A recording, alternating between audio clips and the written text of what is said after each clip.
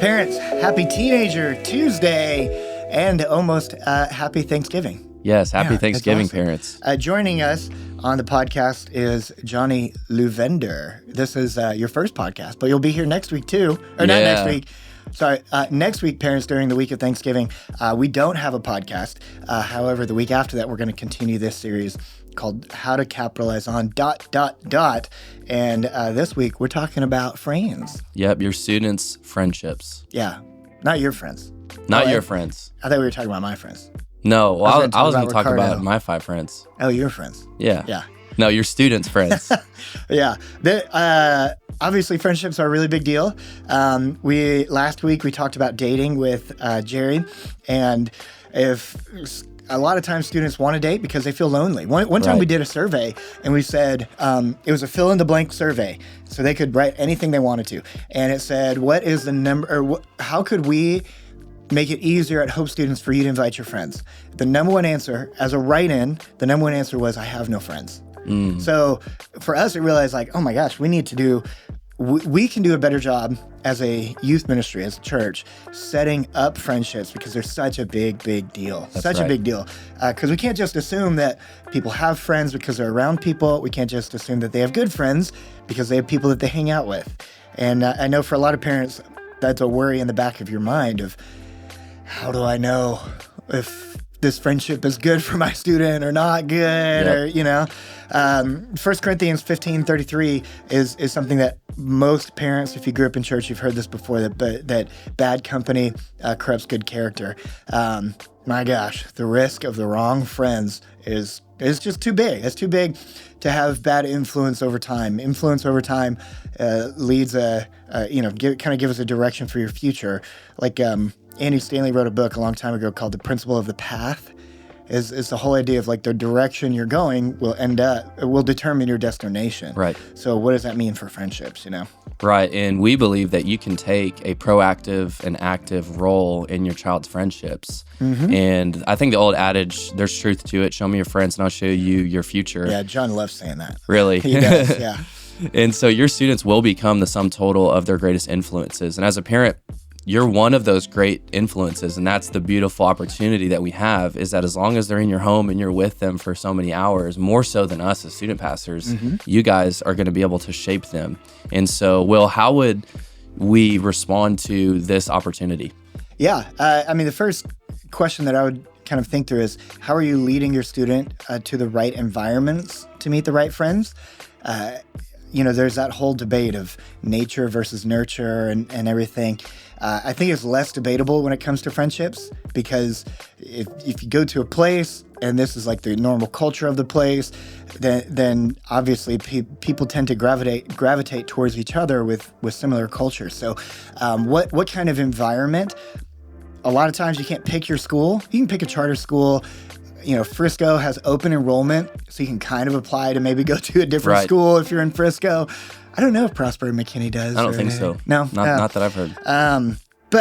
So choosing, setting up probably is a better thing. Setting up the right environment is massive when it comes to putting your student around the people that you believe will have a positive impact on your student's life. Not just a necessary environment, because if they like sports or they like football, that's necessary, but that's not necessarily an intentional environment, So, there's, I think there's intentional environments here at Hope. Yes, and I think at Hope, maybe as a parent, you wonder, well, what is it that student pastors do? We get that question a lot. Really, I would say this is where we come in, because we specialize in creating environments that are Christ-centered for connection. Yeah. That's the goal of everything we do, from Wednesday nights to middle school groups, movement conference, camp, retreats, mission trips. All of those are us creating opportunities for students to create a relationship with God, number one. But number two is to be alongside peers who have a Christ-centered background. And so we believe God works in those relationships. So if you can get your students to be in those places and spaces, we can't force things, right? Yeah. But we can lead students to be in those places. Yeah, it's true. And I mean, there's parents that will say, like in Prosper right now, no band student. If you're in band, you can't come to Wednesday services. Right. Now that doesn't mean they can't connect to people at the church. I mean, you're meeting with band students on every Tuesday right now, right? Yeah. So that doesn't mean just because this one service, the timing doesn't work out, so church people are out. There are events and seasons, sports seasons, band season, theater, that kind of stuff comes and goes.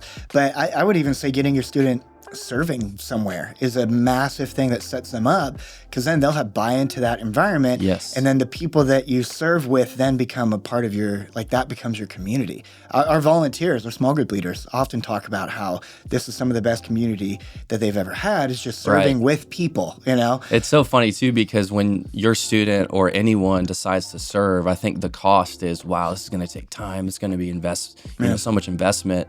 But on the other side of it, we often get the feedback that it's like, I'm getting way more out of this than I feel like I'm offering because of that community. Yeah. So again, a survey, parents, you've heard me talk about this before, but we did one with former students who had graduated over a span of 7 years. And we were like, just kind of getting the temperature and the gauge of, are you involved in church? What's your relationship with Christ? How would you rate it 1 to 10? And the people who rated their relationship with God as like an 8 or greater, all of them, while in their time at Hope, not all of them, almost every single person served somewhere consistently. Wow. Whether connections, that doesn't surprise me. Whether kids ministry, whatever it is, from a Hope fellowship standpoint, serving somewhere was the number one indicator. If somebody was still involved in church or found a church in college, and if they still rated their relationship with God an 8, 9, or 10, hey, things are going well between me and God. Right. So, So what do you do as a parent? Sounds great. Show up, be a part of church. What if they're not connecting in those environments? Yeah. What do you do? First thing I would say is, at Hope, I can't speak for anywhere else. At Hope, we care that your student is plugged into the church more than our church. I think our church is awesome. I think we put a lot of intentionality behind small groups and stuff, which I'll talk about in a second. But we have a lot of students. They go to church with their family somewhere else on the weekends, but then they come to youth group with us. Oh my gosh, I wouldn't be shocked if there are 100 students in Prosper that do this. Right. So it's okay. It's not a bad thing, and it's a good thing. It matters that they are somewhere connected with Christ-centered community, even if it's not our church. Yep. This happened with your wife. Absolutely. Your parents came to me when they were serving in McKinney back in 2017, and they're like, "We're serving. We should have our daughters go to a different youth group, but don't worry, we're going to move them here, or should we move them here?" I was like, no, don't do that.